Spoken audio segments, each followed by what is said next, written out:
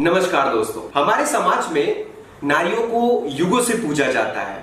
नारी को हमने अलग अलग रूपों में देखा है, अलग अलग रूपों में जाना है। आज एक ऐसे ही महान नारी से हम मिलने वाले हैं। एक ऐसी जर्नी, एक ऐसा संघर्ष किया है उन्होंने अपने लिए, अपने परिवार के लिए, जिनके बारे में आज हम जानना चाहते हैं। आज भी ऐसे बहुत सारे लोग हैं, ऐसी बहुत सारी महिलाएं हैं, लड़कियां हैं हमारे समाज में जो कहीं ना कहीं समाज से या खुद से लड़ नहीं पाई, हार मान लिया उन्होंने बहुत जल्दी। इसलिए आज ये वीडियो बहुत इंपॉर्टेंट होने वाला है आपके लिए। बने रहिएगा मेरे साथ और चलिए मिलते हैं और जानते हैं क्या कुछ रही उनके लाइफ की जर्नी मेरे साथ मन की बात में। दोस्तों, आज की मेरी ये शख्सियत किसी भी इंट्रोडक्शन की मोहताज नहीं। चलिए हम मिलते हैं और जानते हैं क्या है मैम की कहानी। नमस्कार मैम। सबसे पहले नमस्कार सर। मैम, बहुत बहुत धन्यवाद देना चाहूंगा कि आप मेरी इस मुहिम में मेरा साथ दिया आपने। मैम, सबसे पहले मैं ये जानना चाहूंगा कि आपकी जर्नी कहां से चालू हुई, मतलब आप बेसिकली है कहां से? सर बेसिकली मैं जगदलपुर से बिलोंग करती हूँ। मायका कह सकते हैं जगदलपुर का है। और प्रवासी तो छत्तीसगढ़ के ही है। ग्रेजुएशन किया था मैंने शादी के पहले। मैं वहाँ पर पढ़ाती थी, as a personal coaching institute थी। नियर अबाउट शादी के पहले 70 स्टूडेंट्स थे मेरे पास। प्लस मैं लिखने का शौक रखती थी, तो बस लिखना चालू किया, समाज को समझना चालू किया, उस दर्द को समझना चालू किया जो मैं महसूस करती थी और मैं दूसरों में देखती थी। तो यहाँ से मैंने सफर चालू किया। फिर शादी हो गई 22 साल की उम्र में, और पढ़ाई लगभग अधूरी सी रह गई, और फिर टिपिकली हाउसवाइफ बनकर रह गई। तो यहाँ से मैंने सफर स्टार्ट किया। शादी के बाद एक फेज ऐसा आया जिसमें मुझे लगा कि मुझे कुछ करना चाहिए। मेरी दादी सास बहुत खुश थी मेरे आने से कि उनके घर पे एक बहुत अच्छी पढ़ी लिखी बहू आई है। लेकिन थोड़ा सा समाज का प्रेशर होता है, क्योंकि हम जैन फैमिली को बिलोंग करते थे, तो वो खुल के सपोर्ट नहीं कर पाती थी। वो चाहती तो थी कि दादाजी के नाम से मैं एक स्कूल चलाऊं, बट वो ओपनली बोल नहीं पाई और मैं भी कर नहीं पाई। फिर एक फेज ऐसा आया जिसमें मैंने आरसीएम बिजनेस ज्वाइन किया और राजनांदगांव की पहली महिला रॉयल्टी अचीवर बनी। दोस्तों, कई बार कुछ करना जरूरी नहीं होता कि वो पैसे की चाहत होती है। कई बार इच्छाएं, समाज के लिए कुछ बड़ा करने की इच्छाएं हमें वहां तक खींच ले जाती है, और कुछ ऐसी इच्छा मैम की वहां तक शायद खींच ले गई। मैम, ये जानना चाहूंगा, मे बी मेरे साथ जो हजारों मेरे दर्शक हैं ये भी जानना चाहेंगे कि आपने स्टार्ट जो किया लाइफ का बहुत ही सुनहरा किया। आपने 60-70 बच्चों को पढ़ाना स्टार्ट किया, उनके लिए एक बहुत बड़ा मुहिम स्टार्ट किया। जो इसके बाद का सफर था, मतलब जो स्कूल खोलने का, या आपकी भी इच्छा थी कि एक स्कूल हम रन करें, इस सपने का क्या कुछ हुआ? सर कुछ नहीं हुआ। जैसे हजारों लोगों के सपने टूट जाया करते हैं, वैसे ही मैं भी अपनी गृहस्थी और जिम्मेदारियों के बोझ तले दबना चालू हो गई, और सारे सपने एक साइड रह गए और हम कुछ नहीं कर पाए। शादी का सफर शुरू हुआ, एक के बाद 2 बच्चे, मेरे 2 बच्चे हैं, और दोनों बड़े हो गए। बस बच्चों की रिस्पॉन्सिबिलिटी, घर की रिस्पॉन्सिबिलिटी। इवन जब मेरा पहला बेटा 5 साल का था तब मैंने रॉयल्टी अचीव किया था, और उसके बाद, उस अचीवमेंट के बाद मैंने आरसीएम बिजनेस भी छोड़ दिया। मतलब मैं उस सफर पे भी अधूरी रह गई। मैम, ये थोड़ा जानना चाहूंगा, बिकॉज एक तो दोस्तों इंसान को सक्सेस नहीं मिलती। इंसान अपने जिंदगी के 60-70 साल लगा देता है एक छोटी सक्सेस पाने के लिए। लेकिन ये मैं जानना चाहूंगा कि छोड़ने का कारण क्या कुछ रहा? आपने एक तरफ स्कूल का सपना छोड़ दिया, एक तरफ इतनी बड़ी अचीवमेंट, रॉयल्टी अचीवमेंट थी, वो आपने त्याग दे दिया। इतना सारा त्याग किस लिए? सर दरअसल मैं चाहती थी कि, और मेरी अपनी ऐसी सोच भी रही है, कि सिर्फ एक एजुकेटेड वुमेन होने का मतलब ये नहीं होता कि हम अपने सपनों के पीछे दौड़ते जाएं। एजुकेशन का मतलब होता है कि हमारे अंदर सही नॉलेज, सही ज्ञान का इम्प्लीमेंट होना।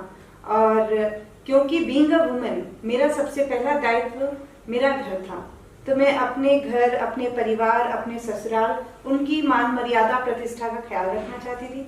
तो इसलिए मुझे जो लगा कि मेरे परिवार के आगे ये काम आड़े आ रहा है, तो मैंने उस काम को छोड़ना पसंद किया। आपने बहुत कुछ अचीव करके उसके बाद उसे एक तरीके से बोलूं बलिदान कर दिया, छोड़ दिया, केवल अपने परिवार को संभालने के लिए, अपने परिवार के लिए। क्या आपको कहीं ना कहीं ऐसा नहीं लगा कि ये एक गलती हो गई? ये तो मैं नहीं बोलूंगी कि मुझे अफसोस हुआ, क्योंकि क्योंकि मैंने जो किया वो किसी की जबरदस्ती से नहीं किया, अपनी मर्जी से किया। क्योंकि मैंने एजुकेशन को पाया था, मैंने समझा था कि सबसे पहले रिस्पॉन्सिबिलिटी क्या होती है, कि जो ज्ञान या जो नॉलेज हम जिस समाज के कारण, जिस माता पिता और भाई के कारण ले रहे हैं, वही वो लोग हैं जो हमें आज आगे बढ़ाना चाहते हैं। हम उन्हीं को दबाकर खुद के लिए सोचे, ये तो सेल्फिशनेस है ना, ये तो मॉरल साइंस में हमें पढ़ाया ही नहीं गया। दोस्तों, बहुत सारे सवाल आपसे मुझे मिले हैं और आज ये सवालों का एक पूरा पुत्था होगा जो कि मैडम से मैं करने वाला हूं। ये सवाल हमारे समाज से जुड़े, हमारी स्त्री जाति से जुड़े होंगे, कई बार शिक्षा से जुड़े हो सकते हैं। इन सवालों के बारे में चलिए जानते हैं। सबसे पहला जो सवाल आया है रायपुर की ही एक फीमेल ने किया हुआ है। मेल को हमेशा ये फोकस दिया जाता है, आप बढ़िया जॉब करो, आप अच्छे खासे पैसे कमाओ, ज्यादा से ज्यादा पैसे कमाओगे तो अच्छा खासा आपका लाइफ जर्नी होगा। बट ये फोकस फीमेल पे क्यों नहीं किया जाता? अगर वो कुछ करना भी चाहती है तो कई बार पेरेंट्स उसको समय नहीं देते। तो ये क्या लगता है किस हद तक सही है? पहली बात तो ये है कि जैसे आपने क्वेश्चन किया कि क्या एक एजुकेटेड गर्ल को अपने सपनों को नहीं दबाना चाहिए और अपने सपनों के लिए फाइट करके सबके बियॉन्ड जाके काम करना चाहिए? तो फिर वही बात होती है कि एजुकेशन का मतलब ये नहीं होता कि हम सिर्फ अपने ड्रीम्स, अपने बारे में सोचना चालू कर दे, सेल्फिश हो जाए। एजुकेशन का मतलब, राइट एजुकेशन का मतलब ये होता है कि हमें इतना अच्छे से एजुकेशन दी गई है, पढ़ाया लिखाया गया है कि कल हम अपने साथी के साथ कंधे से कंधा मिलाकर चल सके जैसी जरूरत हो। यदि एक साथी है हमारा, उसके साथ परिवार संभालने की जरूरत हो तो वहां भी हम दक्ष हों, इसलिए हमें पढ़ाया लिखाया गया है। एक साथी के साथ यदि वो बिजनेस में कहीं प्रॉब्लम क्राइसिस झेल रहा है और उसको भी एक रिलायबल साथी की जरूरत है तो वहां भी हम उसके साथ बराबर से चल सके, इसके लिए एजुकेशन को इतना महत्व दिया गया है नारी के जीवन में। मेरा अगला सवाल कुछ ऐसा था, कई बार आपने देखा है हमारे समाज में साथी इस चीज को स्वीकार नहीं कर पाता कि मेरी वाइफ मेरे साथ मेरे कामों में इंटरफेयर करे या मुझसे पूछे या मेरे से कुछ सवालात करे कि मैं कहाँ आ रहा हूँ, कहाँ जा रहा हूँ, कौन सा काम कर रहा हूँ, कैसा बिजनेस कर रहा हूँ, कितना कमा रहा हूँ। कई बार हमने देखा है वो नहीं चाहते। तो इस पे आपका क्या बोलना है? बिल्कुल, मैं इस बारे में ये बोलना चाहूंगी कि ये सबसे बड़ा दोष तो हमारे समाज का है। वहां पर फ्रॉम द फर्स्ट डे एक बॉय को और एक गर्ल को डिफरेंट शिक्षा दी गई है। बॉय को शुरू से ही दिमाग में डाला गया है कि यू आर द सुपीरियर और आपको फैमिली को लेकर चलना है, आपको पूरी फैमिली का खर्चा उठाना है, आप सर्वोपरि हो। तो उसको ये दिमाग में बैठ गया कि मैं सर्वोपरि हूँ। यदि उसको भी ये सिखाया जाए कि यदि आपके घर में आपकी बहन या आपकी माता नहीं होती तो आप जो बाहर काम करने जा रहे हो, जो आपको टिफिन दिया जाता है, जो आपके आते ही घर में बेड साफ रहता है, आपके कपड़े आयरन रहते हैं, ये सब जो काम है जिसमें टाइम लगता है वो आपके साथ वाला साथी उसको क्लियर कर देता है। तभी आप इतना समय जाकर के उस काम में लगाते हो और बिजनेस में इतना पैसा अर्न कर पा रहे हो। तो ये दो डिफरेंट चीजें हैं। यदि इस वैल्यू को उसके दिमाग में दिया जाएगा तो कभी वो ऐसा सोचेगा ही नहीं। पर प्रॉब्लम ये है कि भारत में पुरुष प्रधान समाज है और आज भी मेल डोमिनेटिंग सोसाइटी आज भी यही सोचती है कि वो करता है, वो पैसे देता है वाइफ को, वो बच्चों का खर्चा उठाता है, वो करता है। ये भी एक पार्ट है सेल्फिशनेस का। तो यहाँ पर इस चीज की शिक्षा देनी होगी। और रही बात वुमेन्स की, तो बिल्कुल उन्हें अपना ड्रीम पूरा करना चाहिए। बहुत अच्छा तरीका ये होगा कि वो फैमिली को लेकर साथ में उस ड्रीम को पूरा करे, क्योंकि ड्रीम पूरा करने के लिए ये जरूरी नहीं है कि वो घर से लड़ करके अपने सपनों को पूरा करे, लेकिन ये जरूरी है कि घर के सभी सदस्यों को साथ लेकर पूरा करें। क्योंकि जब साथ का पोटेंशियल होता है तो उससे जो रिजल्ट आता है वो बहुत ही जबरदस्त आता है। करेक्ट। एक सवाल और था मैम, जन्म से जो शिक्षा दी जाती है वही चीजें वो आगे भी करता है, वही चीजें वो आगे सीखता है। बट शायद ही मैंने किसी भी घर में या फिर ऐसा कुछ देखा हो कि जहां पे बच्चों को ये शिक्षा दी गई हो कि भाई आप जो है जाके किसी फीमेल पे हाथ उठाओ या किसी फीमेल को मारो। मुझे नहीं लगता कोई भी माता पिता अपने बच्चों को ऐसी शिक्षा देते हैं। लेकिन फिर भी हमने देखा हुआ है कि काफी बार ऐसा होता है कि मेल इन चीजों को शिक्षा लेता तो कभी नहीं, इन चीजों को सीखता नहीं, लेकिन फिर भी ये करता है। तो इसका कारण क्या होता है? क्या लगता है आपको कि ये कहां से सीख जाते हैं ये लोग? बिल्कुल, जो मेल है वो बचपन में उसे फीड नहीं किया जाता, गलत उसको सिखाया नहीं जाता मुंह से बोलकर, पर जो हमारा एनवायरमेंट है वो उसको ये शिक्षा दे देता है कि you are the superior, you have the right. यदि आपकी सिस्टर गलत करती है तो 2 थप्पड़ उसे लगा दो। वो जो बचपन में उसको फीडिंग्स दी गई है, उसी फीडिंग्स का नतीजा ये होता है कि जब वो बड़ा होता है, जब वो हस्बैंड बनता है, तो उसे ये लगता है कि जब मैं अपनी बहन को, छोटी बहन को 2 थप्पड़ लगाने का राइट रखता था, तो बीबी को भी लगा सकता हूँ। और फिर वो एक बार हाथ उठाता है और ये सिलसिला जारी हो जाता है। बहुत ही गहरी बात बताई है मैम ने। कई बार ये चीजें एक गहरा घाव कर जाती है दिमाग पे, जो आज तो नहीं लेकिन कल के पुरुष पे कहीं ना कहीं कुछ बड़े बदलाव का कारण बनती है। मैम ये तो बात हो गई पुरुषों की। कई बार पुरुष हमेशा गलत नहीं होते। हमने देखा है कि कई बार एक बड़ा गलती महिलाओं की भी होती है, लेकिन उन्हें कोई बोल सकते हैं उनका कोई सपोर्ट नहीं करता। उस गलतियों में हमेशा महिलाओं का ही सपोर्ट किया जाता है, बिकॉज हमारे समाज को शायद कहीं ना कहीं लगता है कि हमेशा पुरुष प्रधान ही गलत होते हैं। आपके नजरों में क्या लगता है कि क्या आज के समाज में कुछ ऐसी लड़कियां, कुछ ऐसी महिलाएं भी हैं जो कहीं ना कहीं गलत होती हैं? बिल्कुल बिल्कुल सर। जब पुरुष गलत हो सकते हैं तो महिलाएं गलत क्यों नहीं हो सकती? जब बात की जाती है वुमेन्स को बराबरी का दर्जा देने की, गर्ल्स को और बॉयज को एक समान समझने की, तो यहाँ पर मैं अपने भाइयों के लिए बोलूंगी कि ये बिल्कुल गलत बात है उनके लिए। जो उनके साथ हो रहा है, आज वो शोषित हो रहे हैं, महिलाएं नहीं हो रही।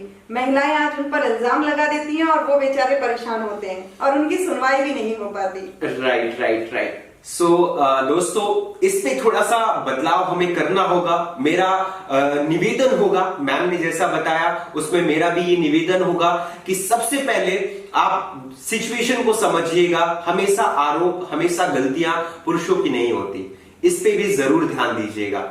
मैम अगला सवाल कुछ इसी से जुड़ा हुआ है। एज ए मदर मुझे आप एक चीज बताइएगा कि ऐसी कौन सी चीजें हैं जो एक बोल सकते हैं बच्चे में अगर बचपन से डाली जाए या फिर बचपन से उनको इन चीजों का ध्यान रखा जाए और बताया जाए, तो कभी भी वो अपने आप को एज अ सुपीरियर लेके नहीं चलेंगे और हमेशा एक दूसरों को हेल्प के लिए सोचेंगे या दूसरों के चीजों को समझेंगे, हमेशा उनके पॉइंट्स को भी सुनेंगे। तो ऐसी कौन सी चीजें हैं जो हमें उनके अंदर बचपन से ही एज अ पेरेंट्स डालनी चाहिए? बिल्कुल सर, आपने ये बहुत अच्छा क्वेश्चन किया और मैं आपको और सभी दोस्तों को ये बताना भी चाहूंगी कि मैंने अपने बच्चों को हमेशा शिक्षा दी है कि रिस्पेक्ट ऑल पर्संस। मैंने कभी ये नहीं बोला कि रिस्पेक्ट ओनली वुमेन्स या गर्ल्स की रिस्पेक्ट करो। मैंने कभी ये नहीं बोला उनसे कि बॉयज की रिस्पेक्ट करो। मैंने उनको ये कहा कि हर इंसान की रिस्पेक्ट करना सीखो, चाहे वो हमारे घर का काम करने वाला एक नौकर हो, चाहे वो हमारे जानने पहचानने वालों में से कोई बड़ी पदवी का व्यक्ति हो। तो रिस्पेक्ट करना सीखो। जिसके अंदर में रिस्पेक्ट की आदत होगी वो हर किसी की रिस्पेक्ट करेगा। और यदि हम बचपन से फीडिंग दे देते हैं कि गर्ल्स की रिस्पेक्ट करना सीखो, तो उसको ये समझ में आता है कि मतलब सीधी सी बात है, हमने सेक्स डिस्क्रिमिनेशन वहीं से चालू कर दिया। हमने वो डिफरेंसेस उनको वहीं से दिमाग में चालू कर दी। गर्ल की रिस्पेक्ट करना है बिकॉज दे आर स्पेशल। क्यों स्पेशल है? क्योंकि उनके पास पावर नहीं है, वो अपने लिए साइड नहीं ले सकती, लड़ नहीं सकती, इसलिए वो कमजोर है, इसलिए हमको उसकी रिस्पेक्ट करना है। इसलिए उनके दिमाग में एक सबकॉन्शियस माइंड में एक मैसेज चला जाता है कि जब भीड़ में कुछ होता है और वहां पर एक लड़का और एक लड़की है तो गलती तो सिर्फ और सिर्फ लड़के की होगी, तो सब दौड़ जाते हैं। आज के सेशन की एक अंतिम सवाल की तरफ मैं चलूंगा। बहुत लोगों ने ये सवाल मुझसे किया है और बहुत लोग इसके बारे में जानना भी चाहेंगे।